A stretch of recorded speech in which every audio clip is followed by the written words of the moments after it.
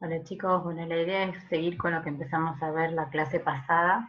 Me pareció importante que pudieran afianzar el concepto de las derivaciones, ya que es clave para poder entender el cálculo del eje eléctrico. Por eso en la clase pasada se los mencioné rápidamente para retomarlo justamente hoy.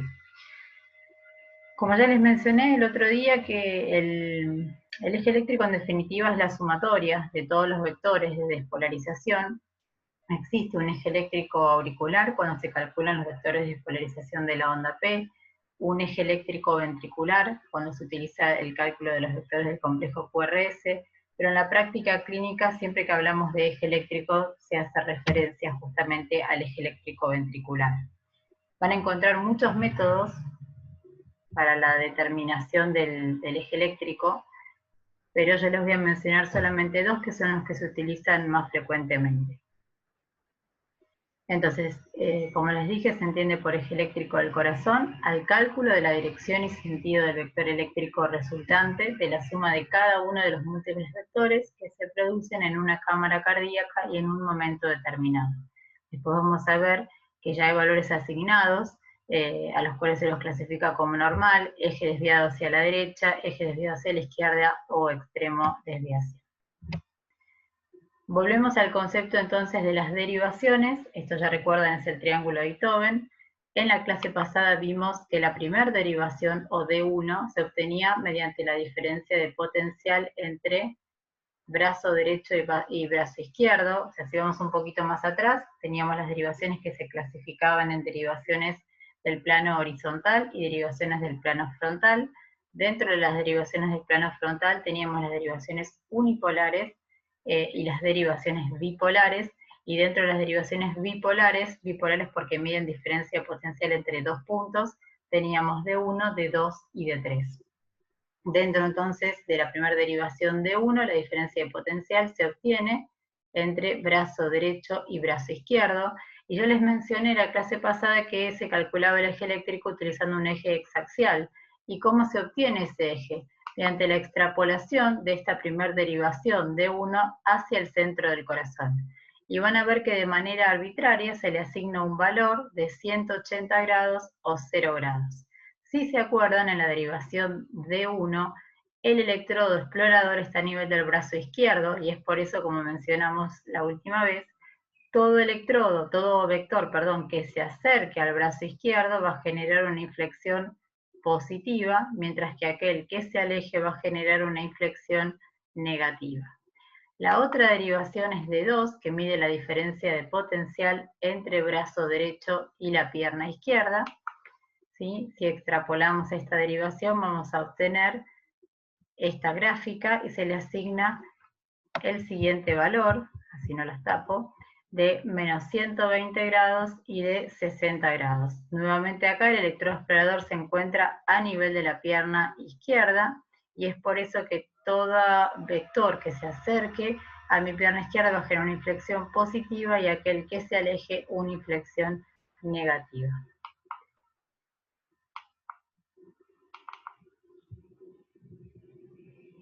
Y por último tenemos la derivación de 3, ¿sí? D3 mide la diferencia de potencial entre brazo izquierdo y pierna izquierda. Si recuerdan, el electrodo explorador se localiza a nivel de la pierna izquierda, y es por eso que también la inflexión, cuando el vector se acerque, va a ser una inflexión positiva, y cuando se aleje, una inflexión negativa. Esto es el triángulo de Beethoven extrapolado al centro del corazón, y ahora tenemos que sumarle las derivaciones unipolares de los miembros, es decir, ABR, ABL y ABF, y van a ver que tienen la particularidad de que por cada derivación bipolar tenemos una derivación unipolar que le es perpendicular.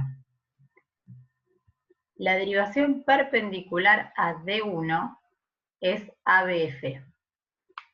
Y si se fijan, ABF tenía su electrodo explorador a nivel de la pierna izquierda, y es por eso que cuando el electrodo se acerque hacia mi pierna izquierda, la inflexión va a ser positiva, mientras que cuando se aleje, la inflexión va a ser negativa. Tiene un valor asignado de más 90 grados en la parte inferior del cuadrante y de menos 90 grados en la parte superior. Luego tenemos la perpendicular a D3, que en este caso es ABR, y ABR tiene un valor asignado de menos 150 grados o más 30 grados. Si se acuerdan, mi electrodo explorador se localizaba a nivel del brazo derecho, por lo tanto, todo vector de despolarización que se acerque al brazo derecho va a generar una inflexión positiva, y por el contrario, aquel que se aleje va a generar una inflexión negativa. Y esto es importante que tengan en cuenta que la polaridad del complejo QRS no tiene nada que ver con la positividad o la negatividad de los grados, sino que estos valores en grados son asignados de manera arbitraria y ya está estandarizado, independientemente de la polaridad del complejo. Y por último tenemos que la perpendicular a la derivación D2 va a ser ABL, que tiene un valor de menos 30 grados o más 150 grados, y si se acuerdan, el electrodo explorador se localiza a nivel del brazo izquierdo, por lo tanto, todo vector que se acerque va a generar una inflexión positiva, y cuando se aleje, una inflexión negativa. Así se conforma el eje exaxial. Es importante que recuerden cuál es la perpendicular para cada una de las derivaciones bipolares, y para eso se utiliza una memotecnia, que es FLOR. Entonces recuerden que para ABF la perpendicular va a ser D1, para ABL va a ser D2 y para ABR va a ser D3.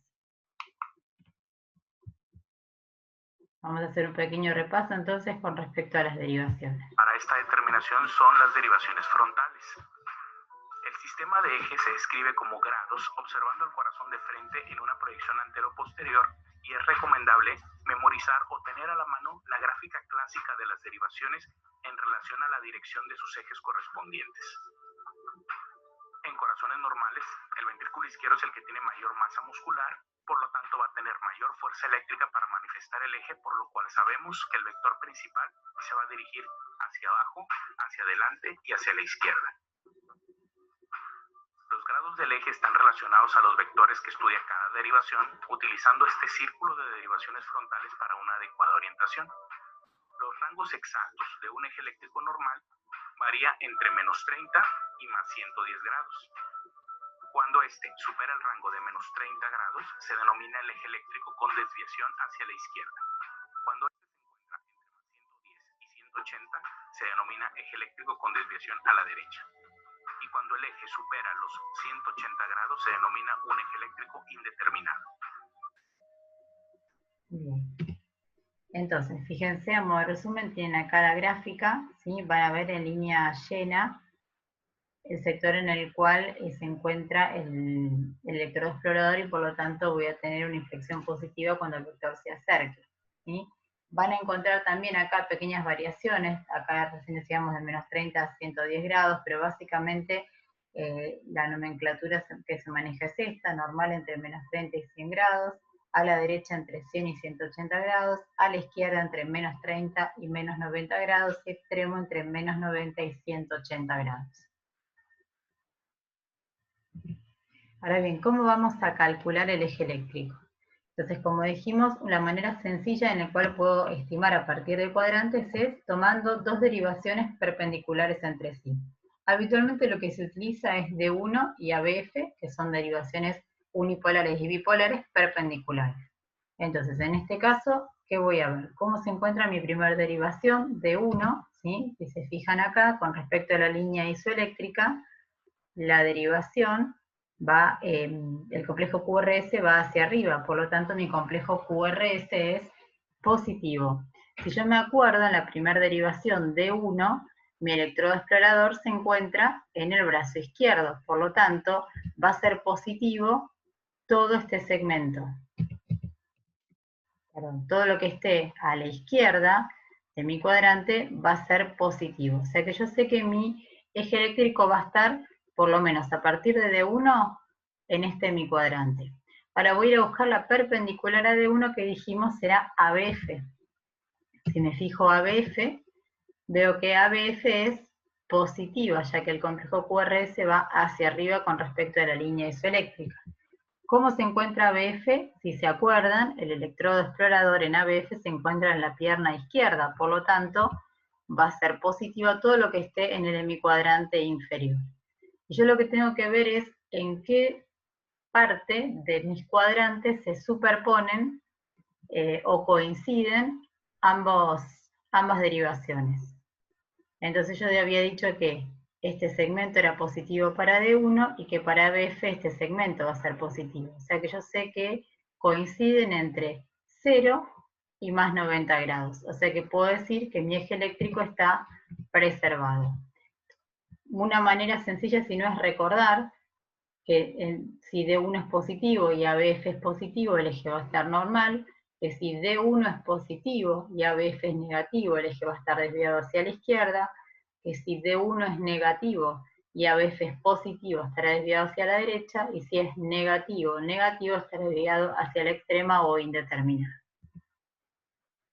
Les pongo un videito donde se ve más gráficamente. El más utilizado en la práctica clínica es el de los cuadrantes. En este método utilizamos solo dos derivaciones perpendiculares para poder separar en 4 cuadrantes, 2 superiores y 2 inferiores, con una división derecha-izquierda.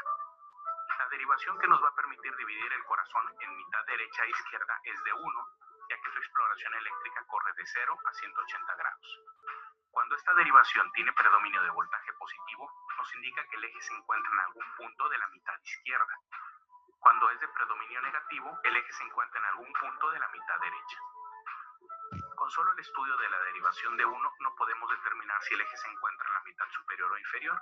Para eso necesitamos una derivación perpendicular a D1, la cual es AVF, que nos va a permitir dividir la situación anatómica del eje en una porción superior e inferior.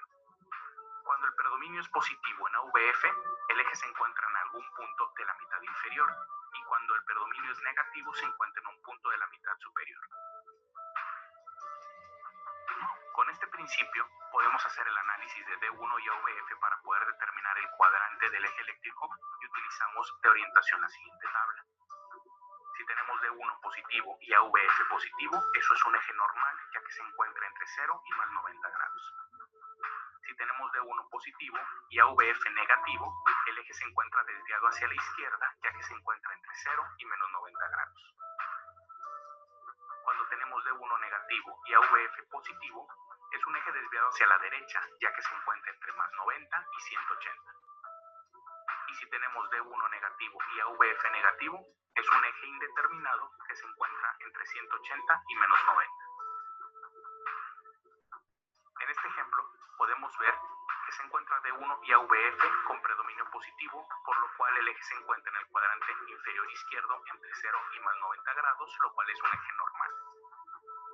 En este otro ejemplo podemos observar que D1 se encuentra negativo y AVF isobifásico, por lo cual el eje se encuentra en el cuadrante inferior derecho, y al ser isobifásico a AVF, el eje exacto se encuentra a 180 grados, siendo un eje desviado a la derecha. En este último ejemplo podemos observar que D1 se encuentra positivo y AVF negativo, por lo cual el eje se encuentra en el cuadrante superior izquierdo entre 0 y menos 90 grados, siendo un eje desviado hacia la izquierda. Ahora vieron que en ese ejemplo lo que hizo fue calcular precisamente cómo estaba el eje eléctrico. Ahora, ¿cómo yo puedo hacerlo de manera más precisa? Fíjense, acá tengo un electrocardiograma. Entonces, lo que voy a ver es una derivación donde el complejo QRS se encuentra isodifásica, es decir, tanto positiva como negativa, en igual cuantía. Y una vez que localizo esa derivación en la cual está isodifásica, voy a buscar la derivación que es perpendicular. Si el complejo QRS es predominantemente positivo, el eje eléctrico estará en su dirección, mientras que si el complejo QRS es predominantemente negativo, estará en dirección opuesta. Entonces, tomando este ejemplo, fíjense que acá tengo la derivación de 3, que es isodifásica. Si se acuerdan, la derivación perpendicular a D3 era ABR, y voy a ver cómo está ABR. Si se fijan, ABR va hacia abajo, es decir, que mi derivación ABR es negativa. Entonces, si la derivación es negativa, estoy diciendo que se aleja de mi brazo derecho. Entonces, cuando voy a mi sistema hexaxial, recuerdan que yo tengo acá ABR, mi electrodo explorador se encontraba en el brazo derecho, por lo tanto, si fuera positiva, tendría que encontrarse sobre este lado del cuadrante, pero vi que mi derivación era negativa, por lo tanto, mi vector se está alejando de esta derivación. Es decir, que mi complejo QRS, mi eje eléctrico, se encuentra en más 30 grados.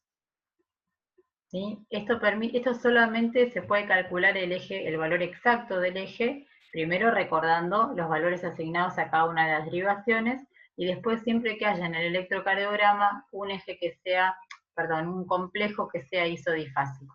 Y lo que me va a dar el valor asignado va a ser la polaridad del complejo QRS en su perpendicular. En la práctica se utiliza más el sistema de los cuadrantes, ya que es más rápido y más intuitivo. Otro ejemplo de cálculo preciso del eje eléctrico, ¿sí? Fíjense de vuelta, busco un complejo que sea isodifásico, en este caso lo que voy a tener es ABL, y la perpendicular de ABL, si se acuerdan, es D2. Cuando voy a ver a D2, D2 se encuentra positiva. Si se acuerdan, D2, el electrodo explorador, estaba en la pierna izquierda, por lo tanto va a ser el cuadrante inferior. Si se acerca hacia acá, voy a tener un complejo QRS de polaridad positiva, ya que se está acercando a mi electrodo explorador. Por lo tanto, el valor de mi eje eléctrico se encuentra a este nivel en más 60 grados. ¿Para qué sirve el eje eléctrico? La determinación del eje sirve para el crecimiento o diagnóstico de crecimiento ventricular, para el diagnóstico de bloqueos de rama, para diagnósticos de bloqueos fasciculares de rama izquierda y para determinar la posición del corazón. Entonces, vimos la manera rápida a través del sistema de los cuadrantes o bien una manera precisa mediante la utilización de una derivación que tenga un complejo isodifásico. Esto es cuestión de práctica, en las próximas clases podemos poner algún otro ejemplo. ¿Sí? Y seguimos con otro tema.